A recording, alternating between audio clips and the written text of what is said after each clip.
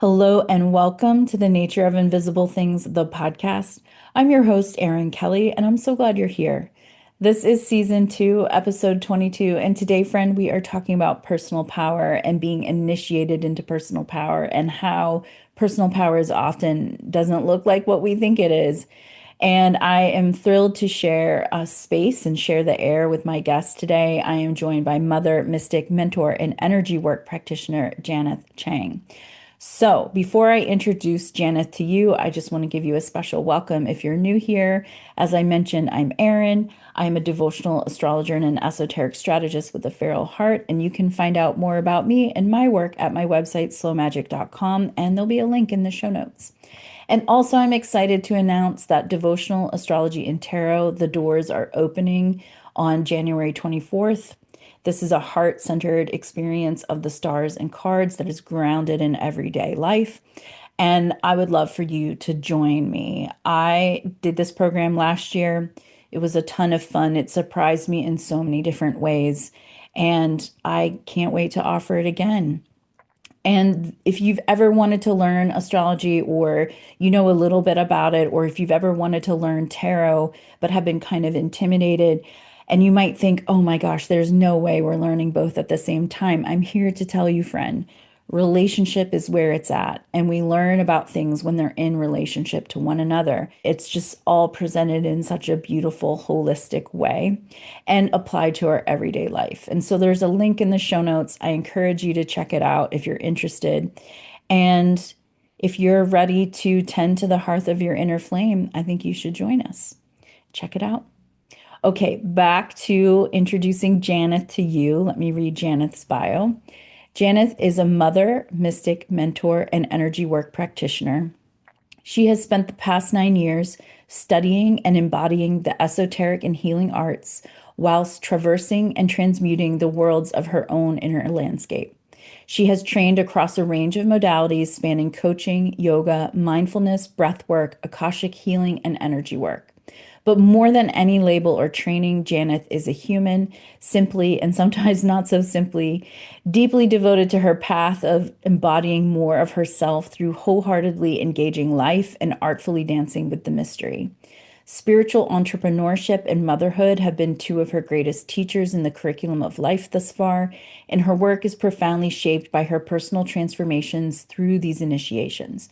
From stepping into her personal power through motherhood after a crippling postpartum anxiety, to unlocking the wellspring of her natural life force and the capacity to do and be, capital B, more than ever before on way less sleep as a projector mama and spiritual entrepreneur, to finally experiencing the flow and expansion in her business after years of deep-rooted not enoughness. Time and time again, she meets each and every moment of her great becoming and unbecoming, wholly committed to engaging whatever her inner and outer world circumstance present with presence, honesty, and a willingness to transform. The goal of her work is to walk mothers and spiritual entrepreneurs through the fires of their own initiations and guide them closer to their truth through energy and self-mastery. What an incredible bio, Janith. I am so excited for folks to meet you. And Janith is offering her energy work at a special rate in January and February. And we've got links in the show notes to follow Janith on her social, her website, as well as schedule with her. So be sure to check it out. So we'll just get to it. And don't forget, if you're listening on your favorite podcast listening app, there's a link in the show notes if you want to watch this episode on YouTube. And also, just a heads up, listeners, I had a bit of a cold after the holiday season in this episode, so you might hear my voice sound a little bit differently than it does right now. And enjoy. Welcome, Janith, to the Nature of Invisible Things podcast. I am so glad you're here. Thank you. I'm super excited to be here. Yes, I enjoy your presence so much. It has been so fun getting to know you over the past few months. And I've not really seen this TV show, but there's this thing that kind of comes up whenever I think about you. It's like everybody loves Janith, kind of like the TV show Everybody Loves Raymond, but I don't know Oh the my basis of gosh. the show. But I'm like, everybody loves Janith. So I'm so excited to have you here today. Thank you. Thank you so much. I received that so deeply. Oh, my inner child is, yeah, that means that's really big for me to hear that. So thank you. You're so welcome. And this conversation came about, or the idea for this conversation came from another dialogue in a different space, but about power and like what power means to us as individuals and maybe even as a collective and our own experiences with power. And I'm super excited to continue that conversation here. Hmm. And so, for folks that may not be familiar with you, how would you describe yourself in the present moment? I feel like right now I am very much on a bridge. I was speaking to someone the other day and they were like, I don't know about you, but I don't feel like I've landed in 2026 yet. And I was like, Yeah, I don't think I have either. And obviously, you're an astrologer, so you know this. It's not the astrological new year yet. And so I think that's definitely a playing a part in it. But then, so I was saying to her, like, I feel like I'm on this bridge because I do feel like I have stepped out of 2025 and I'm kind of just in this liminal space Mm, between like what I've released, let go of, what I'm stepping out of, and kind of in that, yeah, like it really feels like I'm in this bridge journeying and like integrating more and more into like the next sort of up level that I feel is so present and that I have felt is so present for so long, but I'm not quite there yet. So yeah, I'm just that's who I feel like I am right now. mm. I don't know about you, but I love a liminal space. Mm, I don't know that here in the West anyway, I don't know that our culture appreciates the liminal as mm, much, but it's like that the void of possibility, just kind of everything kind of exists in this very pregnant pause. And mm. it kind of turns me on a little bit. Yeah. And it's interesting to hear you say that because when I heard you say that, I was like, yeah, like I'm really enjoying this. And I remember all the versions of me before who was so uncomfortable in the space. I think that in and of itself is that's like the whiffs of what's coming and the whiffs of who I'm becoming or like who I'm returning to because yeah, I sometimes struggle to find the right words to describe it because, yes, I'm becoming this quote unquote new version of myself. And yet I also know that it's no, I'm actually just becoming more of myself, like capital S. Definitely. I have had similar experiences, but more so, there will be times where I call them ghosts of my past self or the ghosts of Mm, myself, where like sometimes I'll get like a little intimation of a piece of me that's still we're in a different place, but I've kind of crossed into a similar time and space. And it's like this weird energetic thing.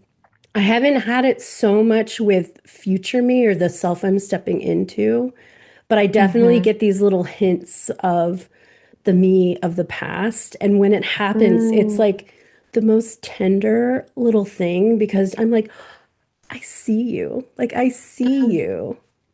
And mm. you just don't even know, like, all the stuff that's going to happen and be great, you know?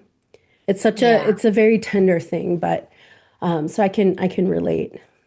And yeah, the this time of year, I think you're absolutely right. It is this kind of liminal time for us. But yeah, speaking of 2025, what are some of the things that you are leaving behind? I feel like 2025 was really the final chapter. And I'm also a little bit careful when I say that because I've found myself in this space many times before where I feel like I'm on the edge of the cliff. I've like released everything I'm okay, I'm there now. I'm the person I'm meant to be now. And now I'm ready to take flight. And then I take the leap and it's like a crash and burn. Or it's not, maybe it's not that it's a crash and burn, but it's just not the fantasy picture that my ego thought would happen. Like I would think that I would take the leap and I would just like glide gracefully, like, whatever. And maybe I fly for a little bit and then I fall, but then and which is still a celebration, but like past versions of me would have been like, but I didn't glide. Right. That was a failure. Um, so all that to say, yeah, so I feel like I'm kind of on that edge again, Hmm. and I'm just a bit more aware of like, yes, I can feel that I'm in a liminal space. I can feel that there's like a big opening that's coming, and yet I don't want to get swept away by the fantasy pictures with what my ego thinks that would mean, and just continually reminding myself to stay present and stay grounded to what is. Um, so yeah, so back to the original question. I feel like 2025 has, yeah, at least to where I stand now, has felt like the final chapter to close off all like just huge karmic loops and old programs, old ways of being, like a lot of stuff that felt very heavy and very real for me for pretty much my whole life with Mm. it. Um, I left my corporate job, started my business 5 years ago, and it's been 5 years, and I haven't really experienced the material success that I would have wanted to. And so it was always this feeling of like, I'm not there yet. I'm not there yet. Like, why am I not there yet? What do I need to do? Who do I need to be to get there? And, I started my business 5 years ago. It's a long time in linear human time to be working at something and not feel that it's quote unquote taking off the way that I had wanted it to. But I just like now I just had this feeling a few weeks back where I was like all this time, I'm like, why don't I have this bountiful tree yet in this garden of my business?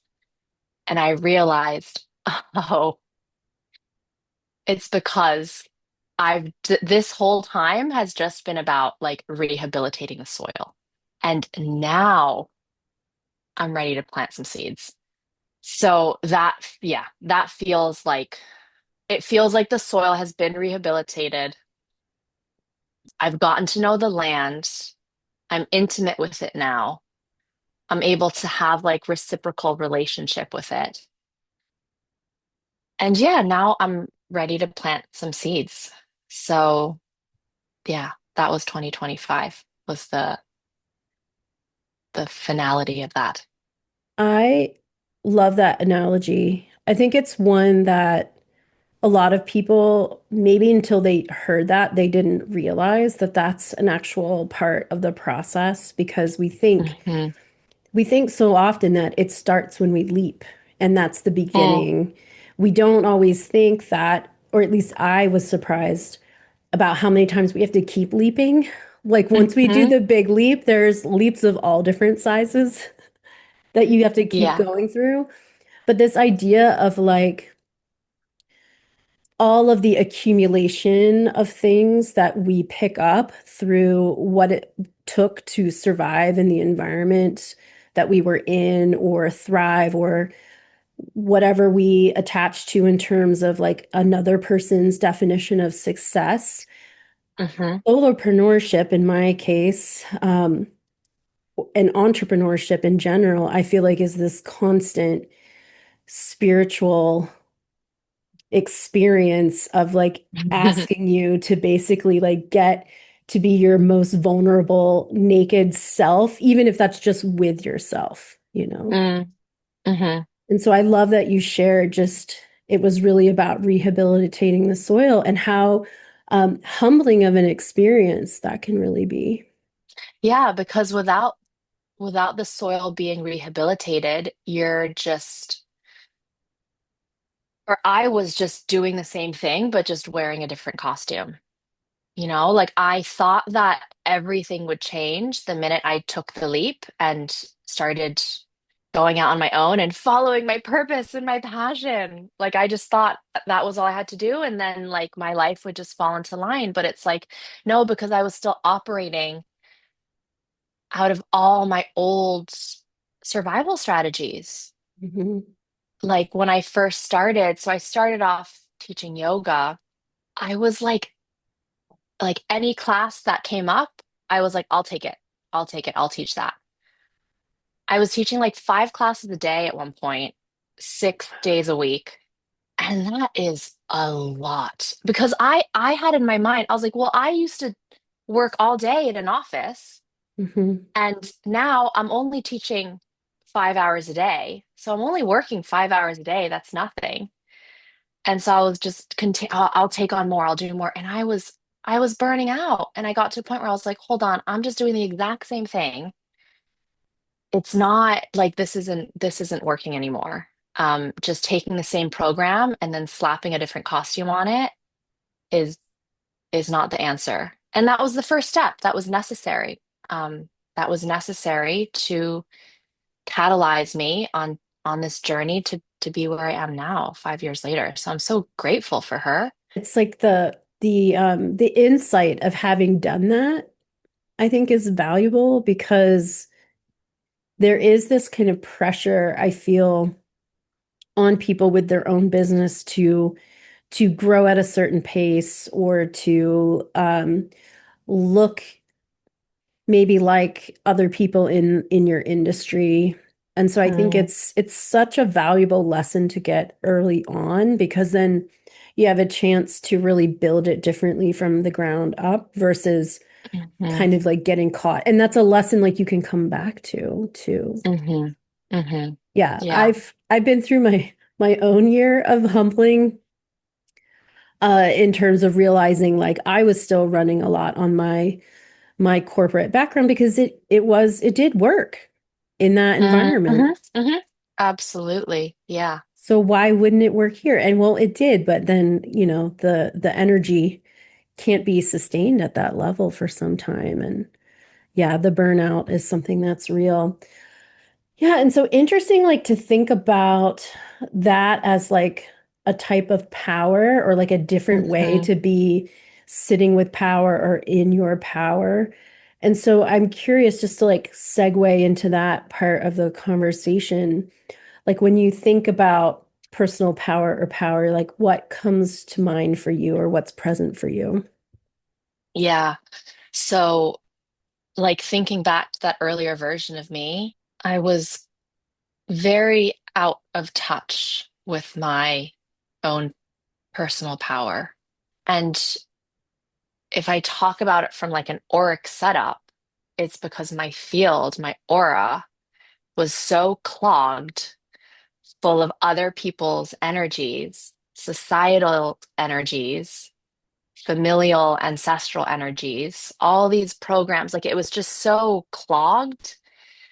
And that was the space that I was running from. Like that was the energy that I was running. Like that's the way that I was like moving through life and engaging with life. So it's like there's no space.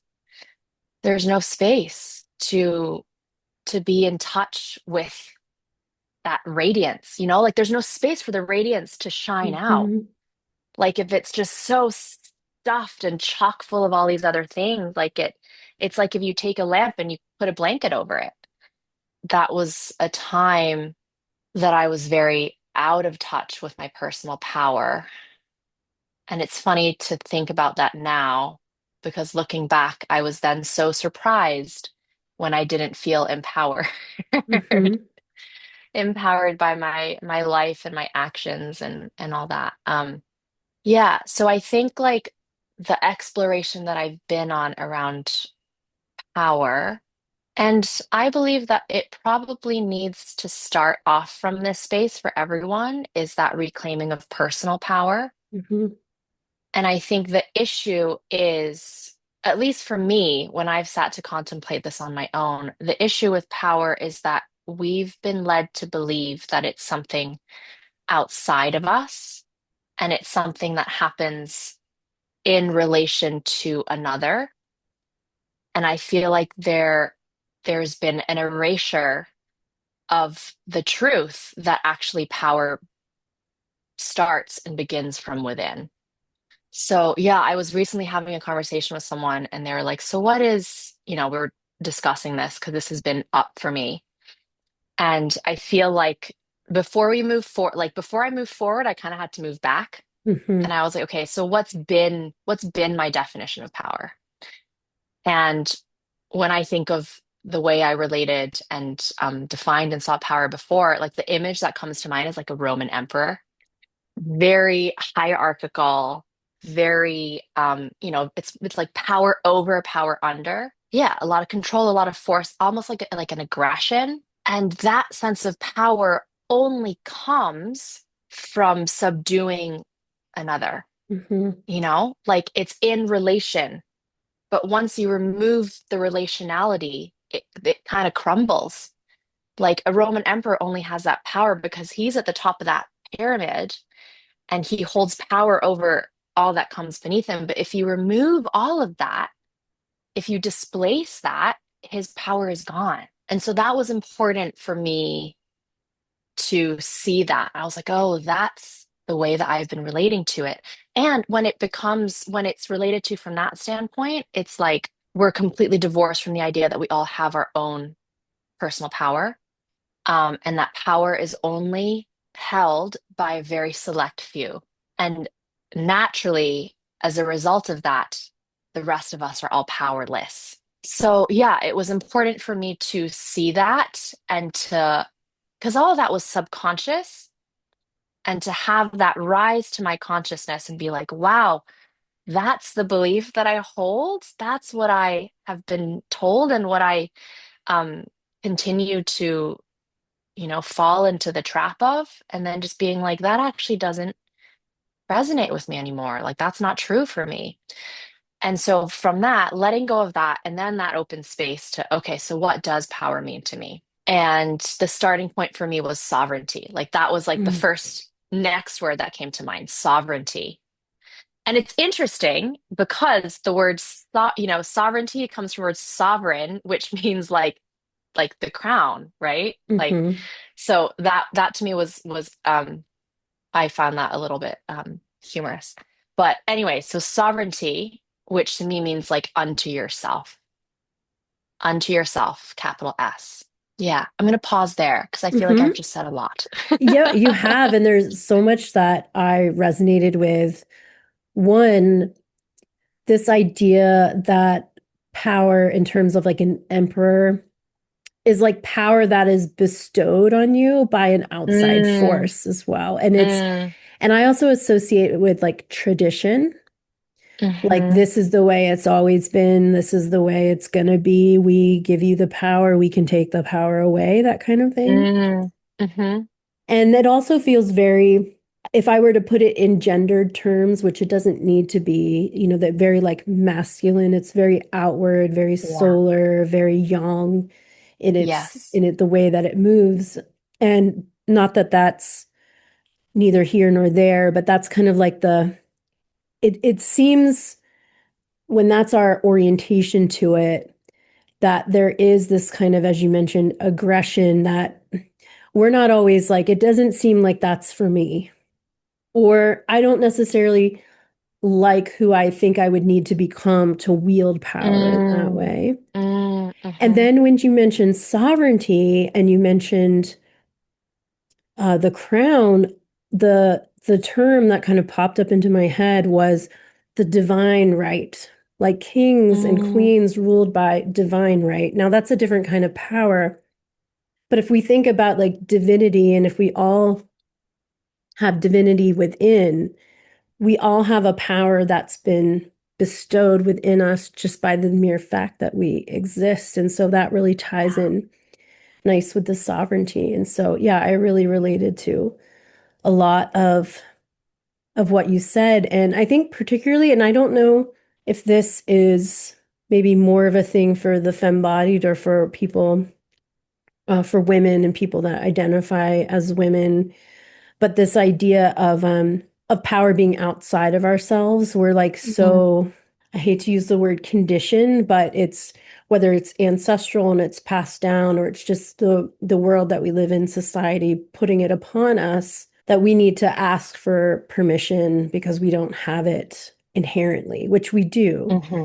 And Yeah. so it's really interesting to think about my own orientation and how that's kind of changed over time. And the idea of like the power in stillness, like the power in receptivity, the power in a more like lunar way or a Mm, more like yin type of way.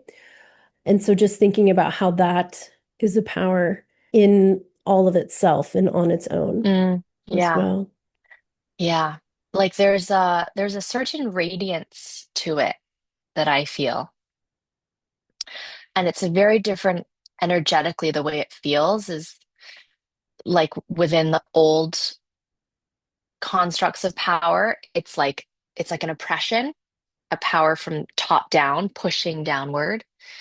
Whereas this new definition of power that I'm exploring and feel myself really embodying and stepping into, and that I feel like I've been on the journey of initiation through all these years, it's like a radiance that comes from the inside out. And kind of going back to that image that I shared earlier of like my auric setup when I first started my business, the way it was so clogged with other people's energies. It's like there, yeah, as I said, there was no space for that radiance to come out. So throughout the past 5 years, a little bit more because in terms of my own journey, I would say 7 years, has just been a removing of all those bits that clogged up my field. And like I can feel it in my Hmm. energy. Like it's just it Yeah. feels so different.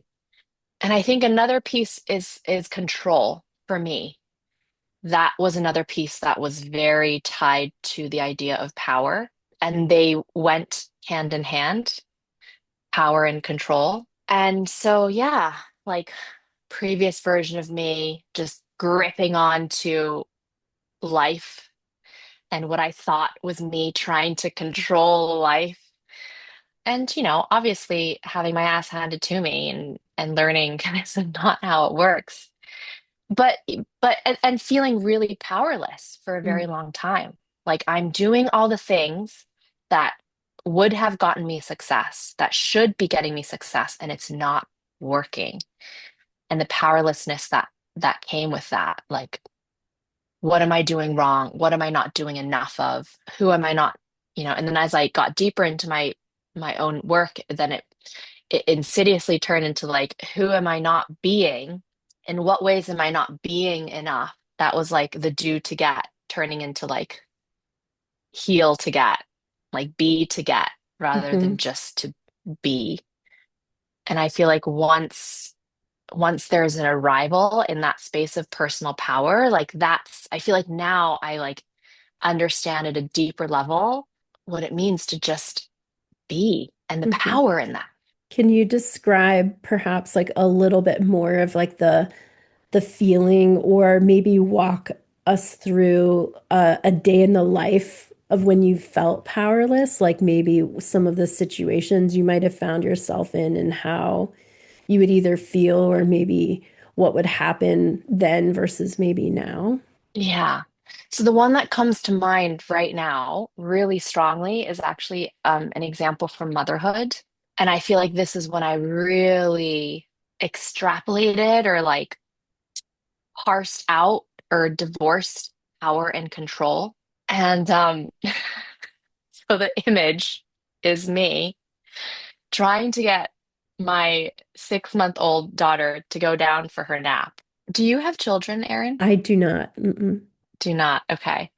So, I have children in my yeah. life though. So, okay, picture me. I'm in the dark room with my daughter. It's her nap time. It's actually past her nap time. It's 45 minutes past her nap time. I've been in there for 45 minutes doing all the things, rocking, shushing, patting, singing gently, and like it started off very calm, like, okay, it's nap time, baby, it's nap time. And then it's like, okay, it's been 20 minutes and she's still not going down for a nap and she's still trying to pull my hair and she's like getting more and more like excited and she's getting like overtired now. And I'm like, well, if you just went down when you're supposed to, you wouldn't be this way.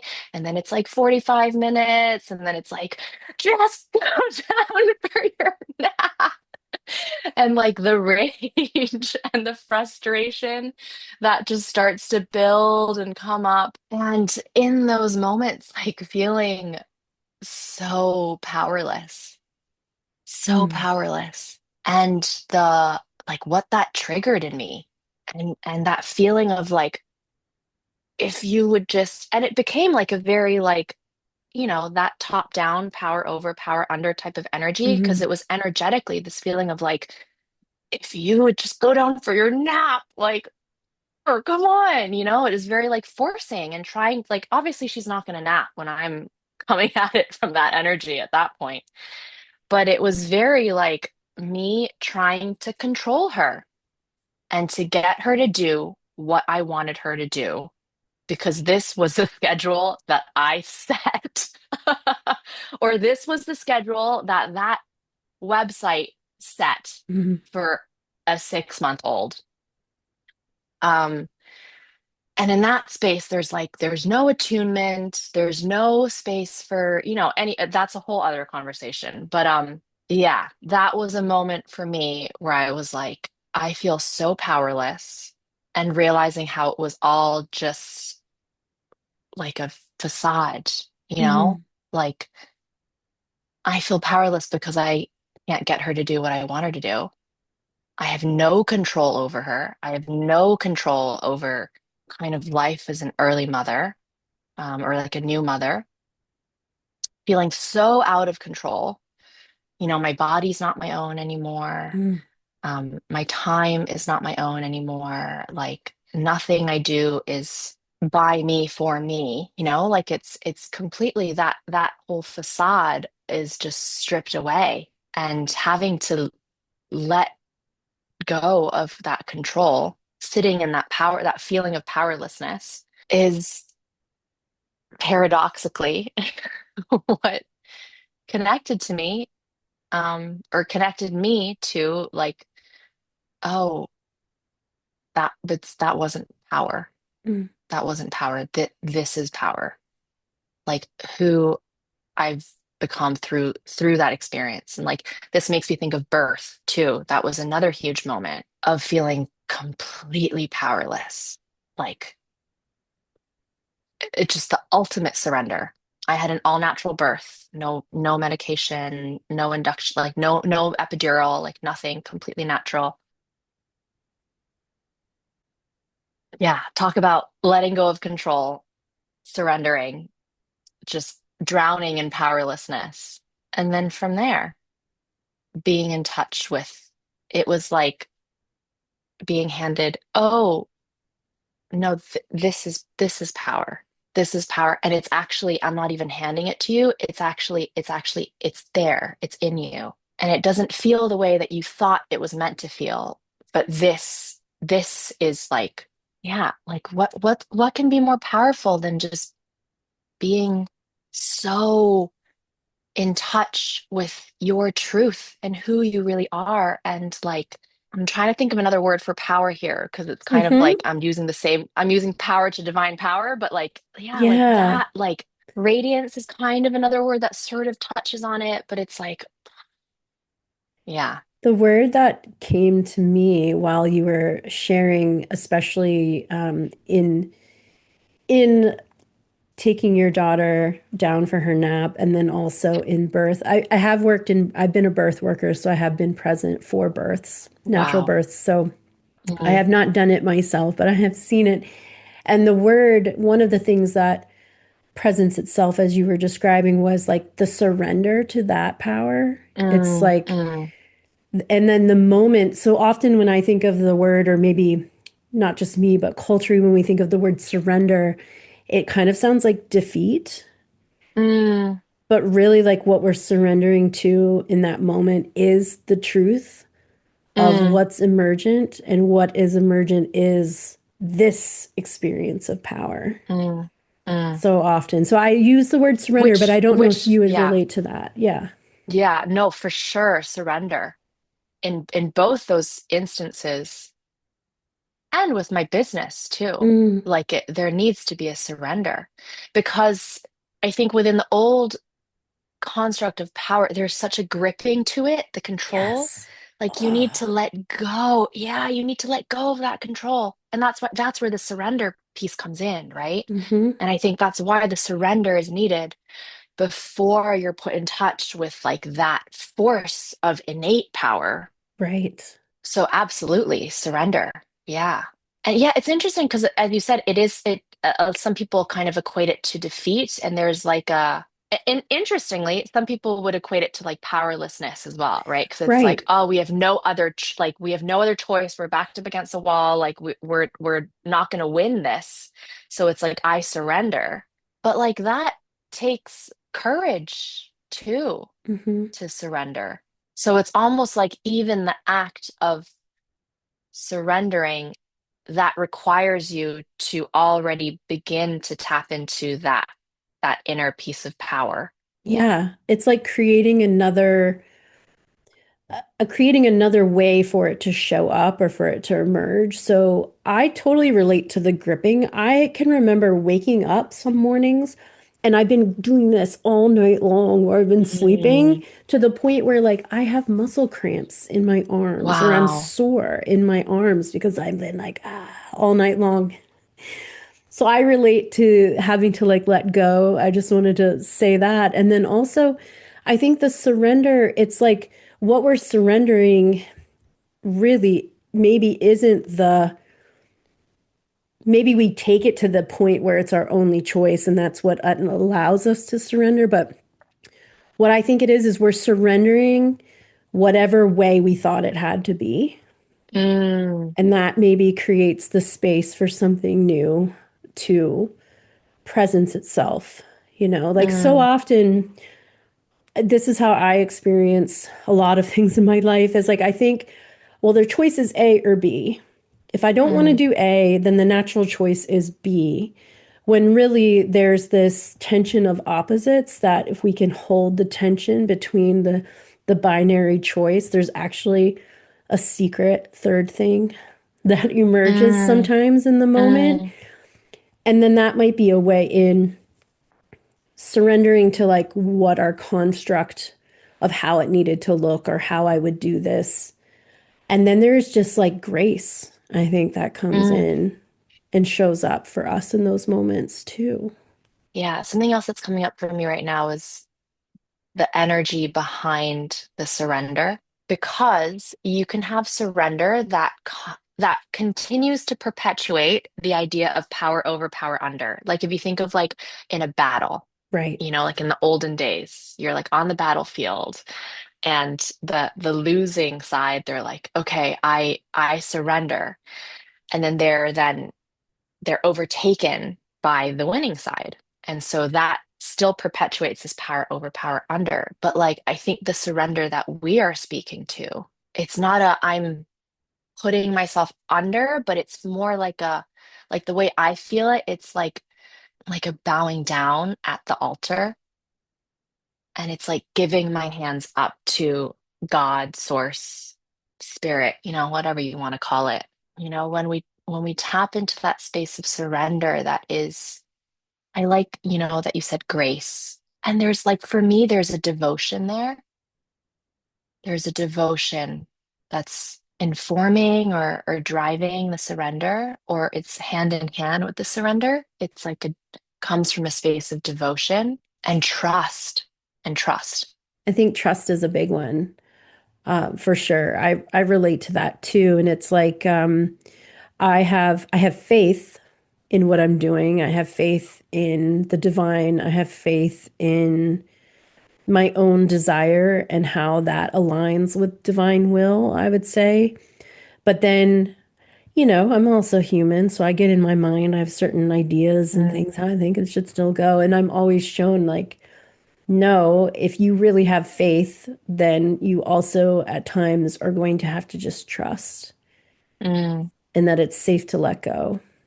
mm-hmm, And it might not work out in the way that I have so narrowly defined it, but that doesn't mean mm-hmm. it's not going to work out. Work. Yeah. Yeah. Yeah.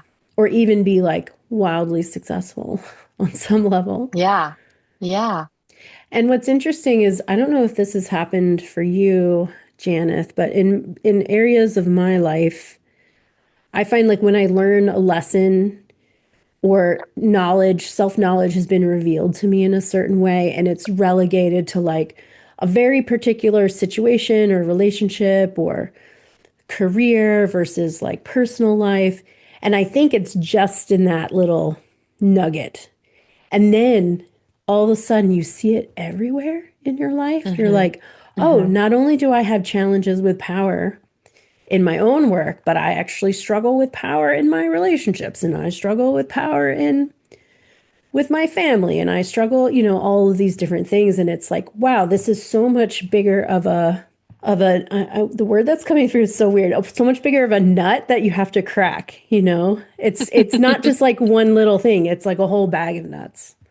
Yeah. And so you've mentioned motherhood and also your business as two areas. And so I'm curious, like when you think about other areas of your life, have you seen echoes of your experience of power?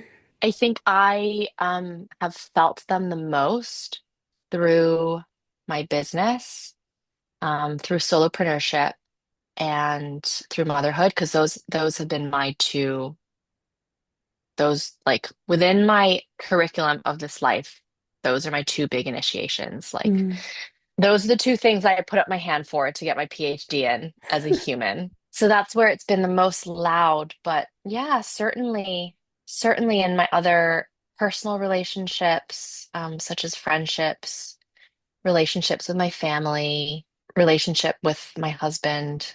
Yeah, they've definitely reared their heads or reared its head in other areas of my life as well.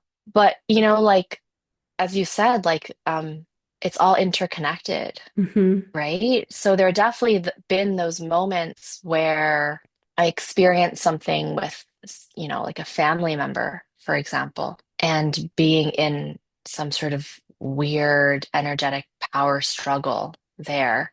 And having that experience of like, showing up for that initiation, doing the work there, cleaning up my side of the street, and then having something open up in my business. Mm. So Oh yeah, yeah, so like, I have a mentor that says everything touches everything.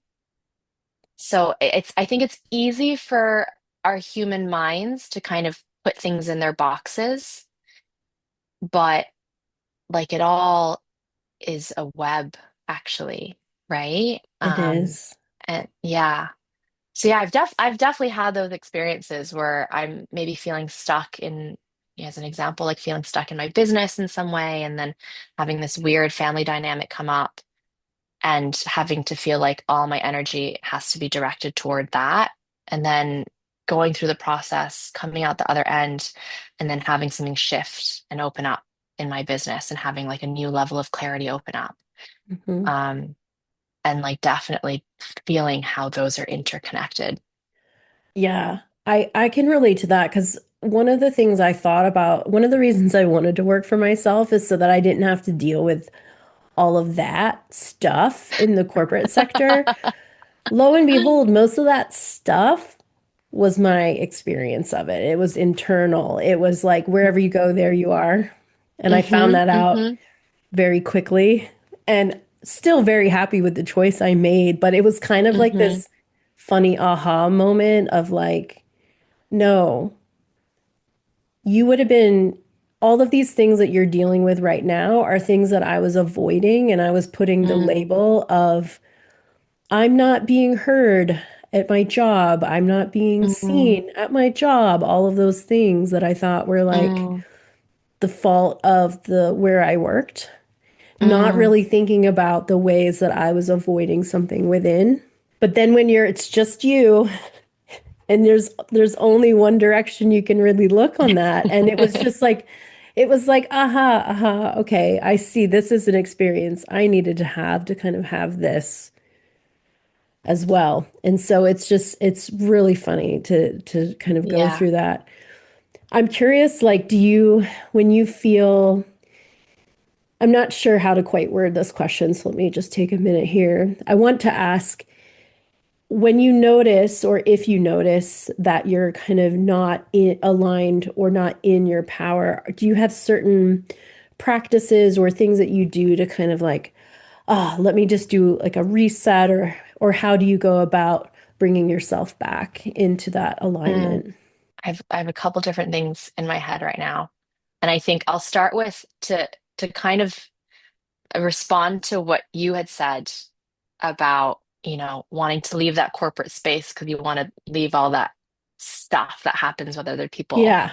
And then being realizing, oh, actually it's all within me. Like that is a form of claiming back your own power too, Oh, totally. right? Because then rather than outsourcing all or like you reclaim your power to be like, oh, actually I can shift my experience of this. And that leads me to my answer of your question, which is for me, like what supports me the most now is my own practice of energy work. So yeah, I was recently in a situation, as I sort of alluded to, mentioned with like a certain family member. And this has been like a recurring power struggle for quite a few years now. And something happened where it kind of flared up again and it became very present in my field and in my body, my energy, like, and yeah, like I can feel when I'm like, for me, feeling like I'm out of touch with my power at the moment is synonymous to not being clear in my own energy. So, what that usually feels like, or how it manifests, is like anxiety, ruminating thoughts, having, very big emotions that kind of feel like bigger than me. And yeah, so I had this situation come up and I was able to hold myself through it, through the cycles. Like I spent a whole day just still being able to go about my life and also being able to be aware and run all this in the background of like, okay, there's a lot of anger coming up right now. Being with the anger, allowing it to move and get as big as it needed to, energetically, and then so cycling through like anger, through grief, Mm. through then after processing all that, then coming to like a stillness and like finding like peacefulness again. And then the next wave would come up. Oh, I'm angry again. Anger, grief, Yeah. moving through that stillness. Anger, grief, like all day. It was just like cycling, cycling, cycling. Um, and then doing the energy work. Like, okay, what's mine to hold and what's not mine to hold? Oh, actually, the part of this anxiety that I feel isn't actually mine. um, I can lovingly release that. Or this grief, and just kind of doing all the energy work that comes with it, like releasing what's not yours, clearing karma, clearing cords. And so, yeah, for me, it's very energetic. Like Hmm. when I feel like I'm in my power, it's very much like it's a felt sense. So for me, it's all about the energy work. And with that also, like, because when I do energy work, it doesn't exist in a silo. Like it also touches like somatic, Hmm. working with my nervous system, um, being aware of my thoughts. And so it all kind of is tied in. Yeah. Yeah, I love what you shared about the waves of energy that you experience, and it's like working through them as they rise. I think one thing I see people, well, let's just call it.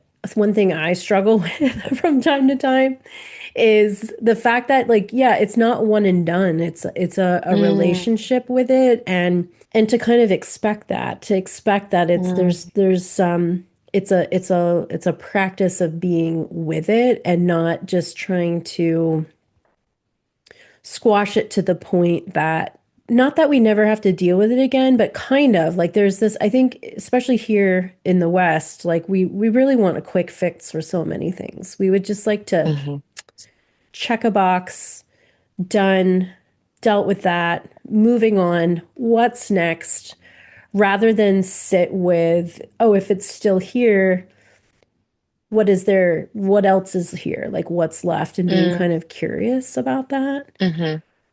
And Yeah, so I love that you called that out because I think that's something really important for folks listening if you're on your own personal journey with becoming, as we all are to varying degrees, just to know that, I don't know, it was just really beautiful to hear you articulate it. And it was something I appreciated. I just wanted to like thank you. double tap on.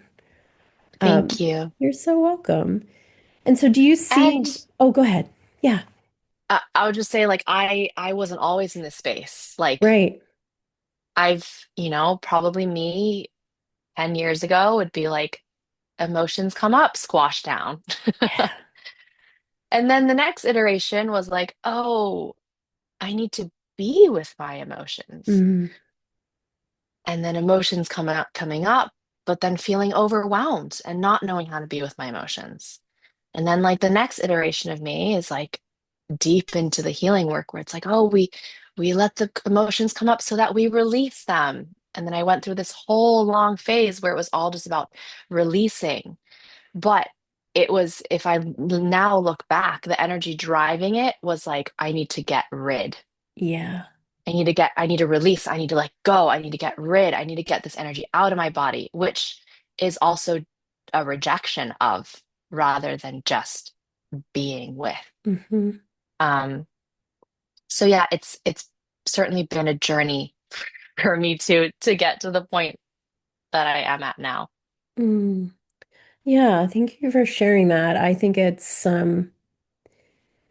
it's really interesting to hear other people's experiences, with just this complicated experience of being human. And so I'm curious, do themes of power and personal power come up with your client work that you're doing? And with, I mean, I can't see how it, no, I can't see how it wouldn't. People just might not say, this is my issue and Hmm. what I'm working on, but it might be Hmm. kind of part of the equation. Yeah, it's really interesting and beautiful to see how it comes up in so many different ways. Because as you said, nobody says, "Oh, I'm working with." Someone might. I actually, Right. recently have, but most of the time, it's something else, right? I'm struggling with my relationship with my husband, or I'm struggling with, feeling lost in my business, or feeling like, why am I not there yet? So and similarly to me, like if you had asked me even 2 months ago, what's your understanding of power and in what ways have you been initiated into it? I'd be like, I don't know. And I don't think that's something that I don't think I'm, like it wasn't even in my awareness because I Mm, hadn't gotten to the root yet.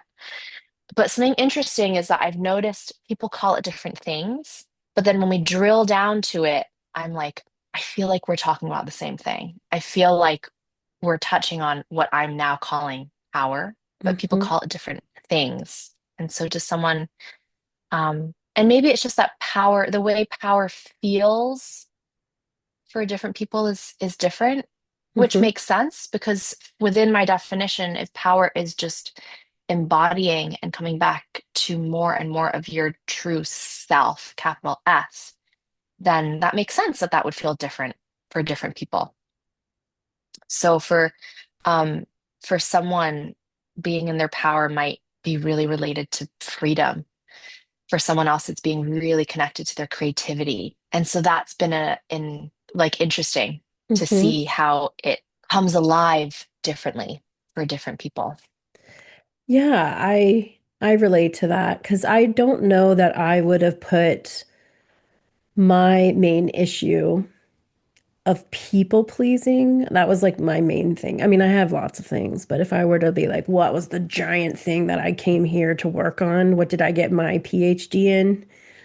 Was being able to divest from that kind of behavior of people Mm, pleasing. And the reason I was people pleasing was to get my needs met because I didn't think being in my power was going to be as effective.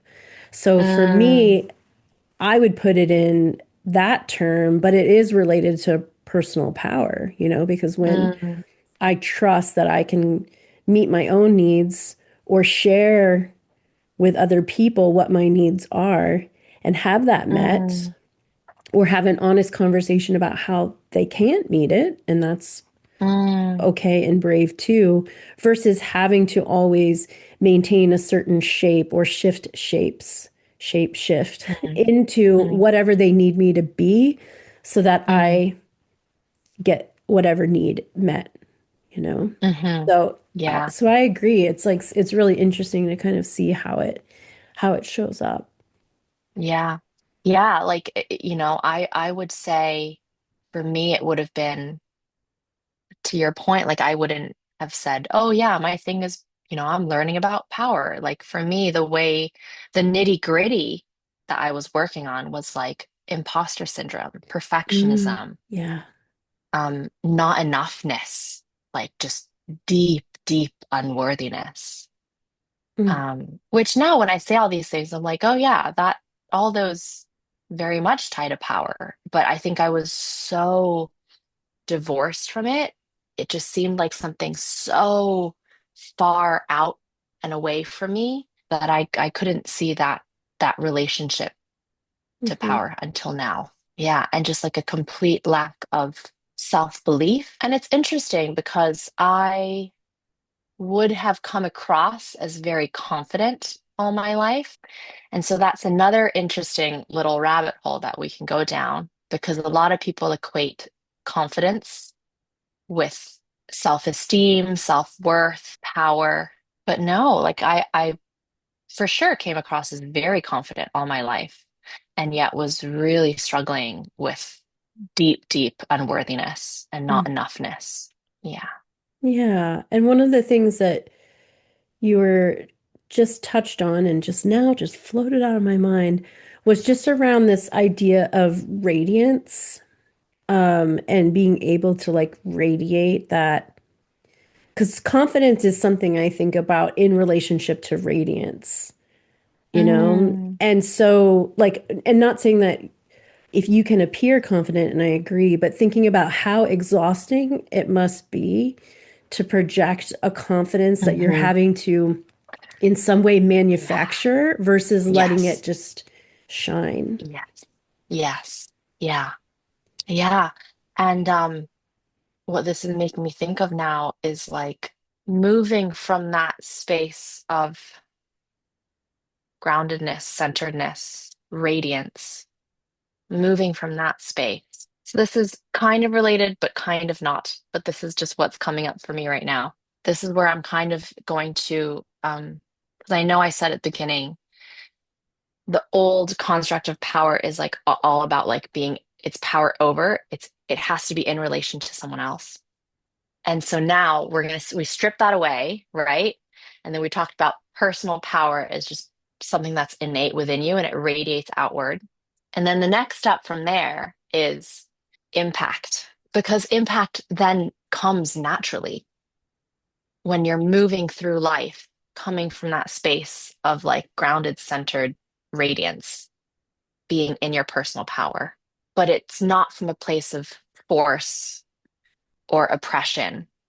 It's just it's like a ripple out effect. And I think this is why I thought of this. I think this is where the difference comes in between like confidence and like that radiant personal power because I feel and I believe when you're in your radiant personal power it as the word suggests it radiates outward, right? It has a ripple Hmm. out effect and with that comes impact, Yeah. like natural impact. Whereas confidence energetically for me it kind of just stops at the edge of your aura. Right. my definition of it, I don't feel that it has that same ripple out effect. It's more like a facade that you put on the outside of your aura. Totally. Totally. I So agree when with people that. look at, yeah. And that's where So I when people was, look at you, they see it. But anyways, yeah, go on. no, no, I love that. And I think where I was going is like, I think confidence and power, like we look at someone, if you are not looking at it maybe energetically and we're just taking it at face value, you can see that facade. But when you're Mm, having to like create it, you can, I know a lot of people who, well, actually, I don't know that many, but I know of a few people who are in these positions where they are in high visibility situations where they're not comfortable and they're not confident, but there is something to their leadership and their radiance that's able to have impact or carry them through in some way. mm, And so I think mm, there is confidence that is manufactured for hmm necessity. And then there's confidence that just comes from being in that alignment mm, with who you are and being yeah. comfortable with that. You know, I think of just, and I can't think of another example right now, but I think that's where I was going. But now that you've explained it with like confidence versus radiance, I can see that difference as Mm, well. Kind of putting on, I mean, that's the whole fake it till you make it, right? Like yeah. sometimes Yeah. we got to put on the facade. And sometimes putting on the facade helps us get out of our own way. Like if we have Mm, a little anxiety about what's going on, mm, maybe we've done the energy work, but maybe we're still a little like, I don't know. You know, when we do new things for the first time, sometimes, yeah, just like yeah. it's the same thing. It's the struggle to like not control and to let go and to trust all of the things that we've been talking about. It's just maybe repackaged a little differently in that particular scenario, you know? Yeah. Yeah, and totally. Sometimes, where we're at right now is that we need to, yeah, to your point. It's just wherever we're at in the moment. Like Hmm. sometimes that doing that can be supportive, Yeah. um, if that's what we need to take the next step. But yeah, to your point, like I used to be exhausted all the time from kind of like manufacturing it. Mhm. Um, The performance. The performance of it, yeah. Yeah, that's exactly what it was. It was a performance. And I was so good at it that I didn't know it was a performance. Yeah. I just thought that was who I was.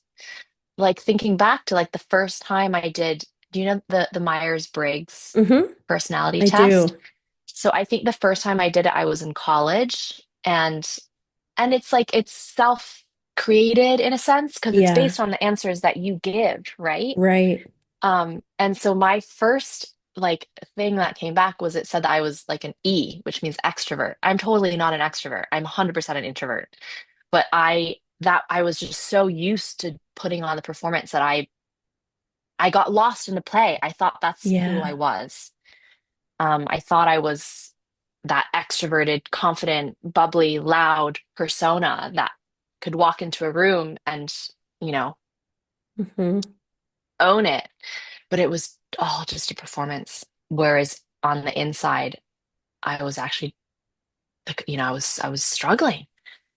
Yeah. Whereas now I feel like I can walk into a room and be a lot more comfortable with who I am and own the room, not in like a overbearing, let me hold court and everyone's eyes on me kind of way, but I'm just like, this is me and like I'm here. And then finding that naturally the people that are drawn to me are the people that I'm meant to connect with. Everybody And loves I guess Janith. It's true. my inner, because I didn't feel that way for so Mhm. long. So to hear that is, yeah, it's kind this is tangential, but I'm wearing this necklace here that I actually, funnily, it just says Janith. It has my Yeah. name on it, which is kind of a weird thing to do. But I got this necklace when I was 5 or 6, and I still have it. So I wear it for little me. Oh. And I just felt like I was meant to put it on today. And so that's very, very sweet for Mhm. her to hear that. Oh, and thank you for sharing that. And I love what you were saying about your experience of the performance, because I feel like even with my people pleasing, I was creating a mask of sorts that I was wearing. Hmm. And I wore it for so long that the mask fused to who I was. And then when it came Yes. time to like pull it off, it was some surgery was required. It was so tight and so constricting. And I'm glad I went through that. But yeah, I think it impacts us all. Like I was the nice girl. I was the nice person Mm, that got along with yeah. everyone, didn't Yeah. rock the Yeah. boat, was Yeah. just, yeah, super, super cheerful and would help you with anything you needed. And Oh now my God. I know her. I know her you know so her. well. I think a lot of us know her, know her very well. I think a lot of us are related. Um, where we have that a similar thing happening in our lives. But Janeth, is there anything that we haven't voiced into the space that you would like to share in this moment related to power or anything that's present for you? I think just with what you just shared, going through that process can be, because I remember being in that stage of having to take off that mask. And as you said, it became so fused with my identity and who I thought and believed myself to be. So when I started realizing that it wasn't me, and then going through that surgery to take it off, but I hadn't yet come into contact with who I truly am, like that part, I guess this brings us full circle because that is a serious liminal space. I think Yeah, for me, that was probably the first time that I really that was hard. That was hard for me being in that liminal space because it was probably one of the first times I was in such a deep, dark, heavy liminal space, and I felt very, very lost and very, very confused. And I just remember being like, I don't know who I am. I remember having this thought of like, I'm going to this dinner tonight, and I literally don't know how to act. mhm. Like, I don't know how to human and to like interact because I feel so lost and so confused and so unclear on who I am.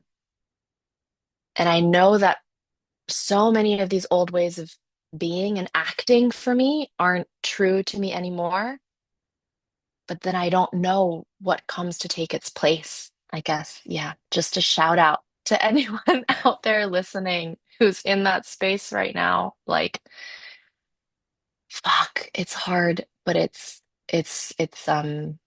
so worth it as well because what you gain is just it's everything. I relate to that feeling. It's like you still have the muscle memory of the old you, but it doesn't, Mm, but there's a very much a clear I'm finished with that. hmm. And there was a little bit of overlap. There would be times where I would still do the weird thing or the behavior that I knew I wasn't going to do anymore, but I would be aware that I was doing it. So it was kind of Hmm. okay. And I'd have a whole thing afterwards, self-care of like how I would hold myself Mm, through those tender moments. But it's kind of like a crab that sheds its shell and it's a soft yeah, crab for a little yeah, while till it yeah. hardens. Yeah, it's a very tender space. Hmm. Well, thank you so much, Janeth, for sharing space with me today, sharing the air and sharing parts of your story and your presence with us. I know listeners really have been enjoying this conversation. If people wanted to stay in touch with you, what's some of the best ways to do that? I'm just gonna laugh because I always find Okay. this part of the podcast really, Weird. no, not weird. I just think it's, I can't think of the word. I just think it's amusing. I find it Amusing. really, really Okay. amusing. Um, so yeah, if people want to find me, I'm on Instagram. It's all very simple. I'm just at Janith Chang. My website is janithchang.com. I'm not very creative. I'm just sticking to I think you're in your power. I'm in my power. Yeah. Thank you. Yeah, thank you. Can you tell us about your current offerings or what your services are? Yes. So I am making my one-on-one energy work offerings public now, and I'm really excited to play with the pricing. So from January, they're going to be for $11. Oh, And wow. then in February, yeah, so it's going to be like we're gonna it's like a little, as Oh, we I move love into the year. that. Yeah, so February they're going to be 22. March they're going to be 33, and then we're just going to see where it takes me. I'm really excited about it. When that came through, I was like, that is such a fun idea. It is fun. Um, I love that. Well, thank you again, Janith. I really appreciate the conversation and the vulnerability and the share about power. I think it's one of those taboo topics that we don't always talk about. And so I really appreciate you sharing time with me today. Thank you so much for having me, Erin. This was such a blast. You're so welcome. And that was my episode with Janith. I hope you enjoyed it as much as I did hosting. It was so fun to talk about our experiences, given that we're both from the corporate world, but clearly, like, we have different life paths and we live in completely different parts of the world as well. So it was just kind of fascinating to hear our similarities as well as our differences. And Janeth is just an all-around wonderful presence. I feel so calm. You might have felt it too. Did you feel it too? Thank you again, Janeth, for sharing the air with us and sharing your wisdom. And be sure to check out Janeth's links in the show notes and give her a follow over on Instagram and schedule an energy work session with her in January and February and beyond, whenever you're listening to this. And don't forget to check out Devotional Astrology and Tarot if you want to be part of a small, intimate community that's going to share space over the next 9 months. I encourage you to check it out. It's a great way to work with me on a regular basis and still receive plenty of individualized attention.